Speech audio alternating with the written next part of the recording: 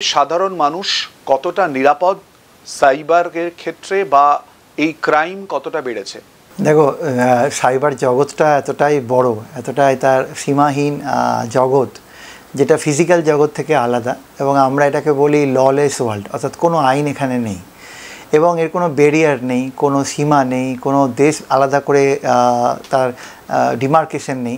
পৃথিবীর যে কোনো প্রান্ত থেকে বসে যে কোনো প্রান্তের মানুষকে ভিক্টিমাইজ করা যায়, যে কোনো প্রান্তে থেকে বসে আরেকটা দেশে ভয়ঙ্কর ক্রাইম কমিট করে দেওয়া যায়, যার ফলে নিরাপদ সাইবার জগৎ যতদিন থাকবে আমরা অ্যাবসলিউটলি নিরাপদ এটা কখনো বলা সম্ভব না। চেষ্টা করছি আমরা যতটা অ্যাওয়ারনেস, যেমন আপনারা প্রোগ্রাম করছেন, এর মাধ্যমে মানুষকে বোঝানো, সাধারণ মানুষকে বোঝানো, কারণ সবাই তো টেকনোলজি বোঝে না, কিন্তু টেকনোলজি সবার হাতে হাতে।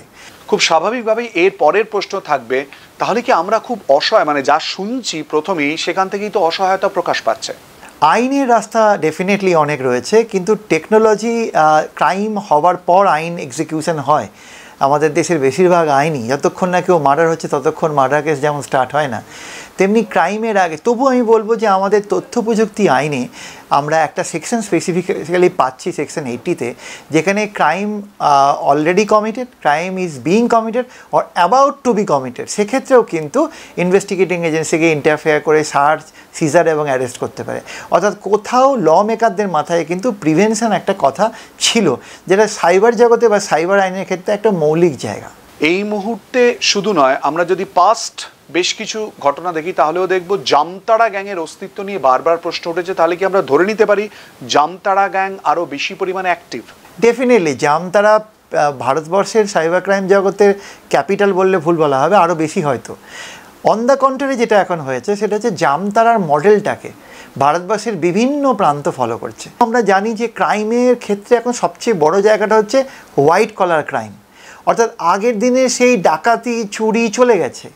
এখন ক্রাইম হচ্ছে সফিস্টিকেটেড জগতে ঠান্ডা মাথায় সুন্দর করে বুদ্ধি খাটিয়ে মানুষের কষ্টার্জিত টাকা বের করে নেওয়া, তাকে বুঝতে না দেওয়া এবং তাকে ভিক্টিমাইজ বানানো, এই ধরনের ক্রাইম এখন বেশি।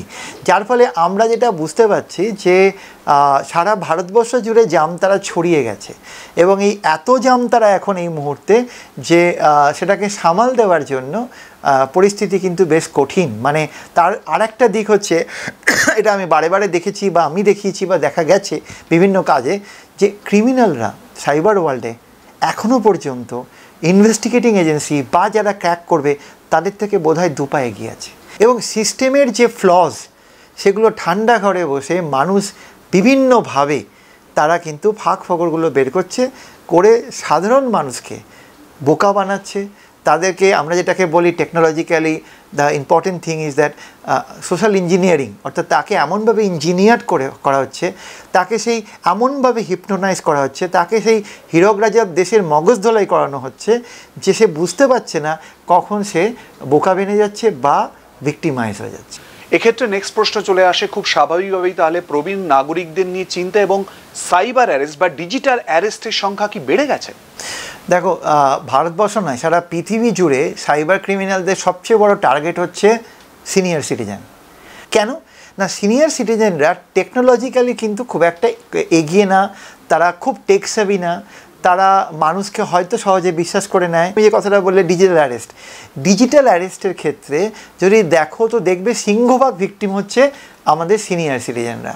তারা তাদের সারা জীবনের কষ্টার্জিত রোজগারটা যেটা জমিয়ে তারা ব্যাংকে রেখেছে, তাদেরকে বিভিন্নভাবে বুঝিয়ে, ভয় দেখিয়ে, বোকা বানিয়ে, তাদেরকে বিভিন্নভাবে আইদার সিবিআইয়ের নাম করে হোক, ইডির নাম করে হোক, অন্য কোনো এজেন্সির নাম করে হোক, তাদেরকে ফেক কল করে বা ফেক ইউজ করে। আজকে দেখো, আমরা মহারাষ্ট্রে দেখলাম, সারা পৃথিবী জুড়ে দেখেছি, ডেভেলপ কান্ট্রিতে অলরেডি মহারাষ্ট্রে এটা শুরু হয়েছে।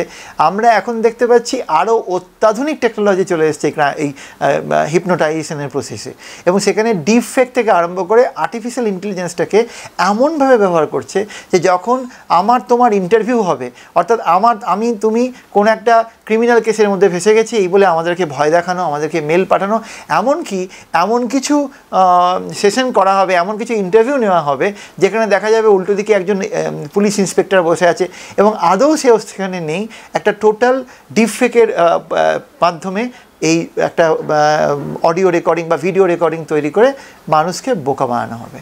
এবং এই পার্সপেক্টিভে বলবো যে আইন কিন্তু পিছিয়ে নেই, আমাদের নতুন বিএনএস অনেক নতুন জায়গা এনে দিয়েছে যেগুলো আমরা আগে ইন্ডিয়ান পেনাল করে ভাবিনি। আমাদের তথ্য প্রযুক্তি আইন আছে, সেটার যদিও এখন অ্যামেন্ডমেন্ট দরকার আমরা বুঝতে পারছি। সিনিয়র সিটিজেন থেকে আরম্ভ করে একটা সেক্টর অফ সোসাইটি যারা খুব ভালনারেবল, তাদের ক্ষেত্রে সবসময় কিন্তু একটা ভয়ের কারণ থেকে যায়। ওই জন্য আমরা বারবার বলি যে তাদের বাড়ির যারা ইয়াঙ্গার পার্সন, যারা একটু টেক সেভি, তারা যেন এই নেট ব্যাঙ্কিং বা এই সমস্ত ক্ষেত্রে সিনিয়র সিটিজেনদেরকে গাইড করে।